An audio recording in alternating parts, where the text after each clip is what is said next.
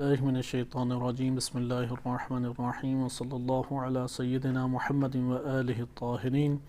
غالیوں کے بارے میں ائمہ اہل بیت علیہم السلام کی احادیث آپ کی خدمت میں ذکر کی جا رہی تھیں۔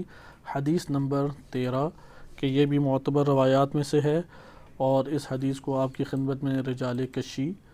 اس میں اس کتاب کی 530 نمبر حدیث ہے، اس کو آپ کی خدمت میں آج پیش کیا جاتا ہے۔ اس حدیث کو مفضل بن یزید نے امام صادق علیہ السلام سے نقل کیا ہے۔ مفضل کہتے ہیں کہ امام صادق علیہ السلام کی خدمت میں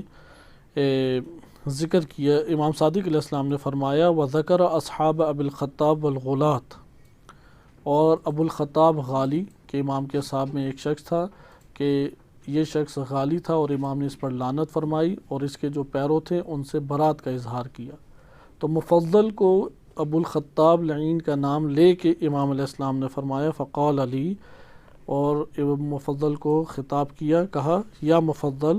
لا تقاعدوہم ولا تواکلوہم ولا تشاربوہم ولا تصافحوہم ولا توارثوہم، کہ اے مفضل ان غالی حضرات کے ساتھ مت اٹھا بیٹھا کرو، اور ان کے ساتھ مت دسترخوان اور کھانے پینے کی محافل جمایا کرو، اور ان کے ساتھ مت تم کچھ پیا کرو،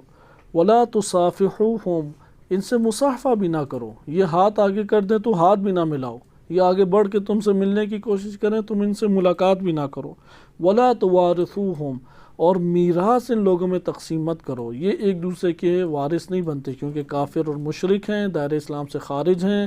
نجس ہیں، اس وجہ سے یہ لوگ میراث نہیں پا سکتے، اس لیے ان لوگوں کو تم میراث بھی تقسیم مت کرو۔ وصلی اللہ علی سیدنا محمد وآلہ الطاہرین۔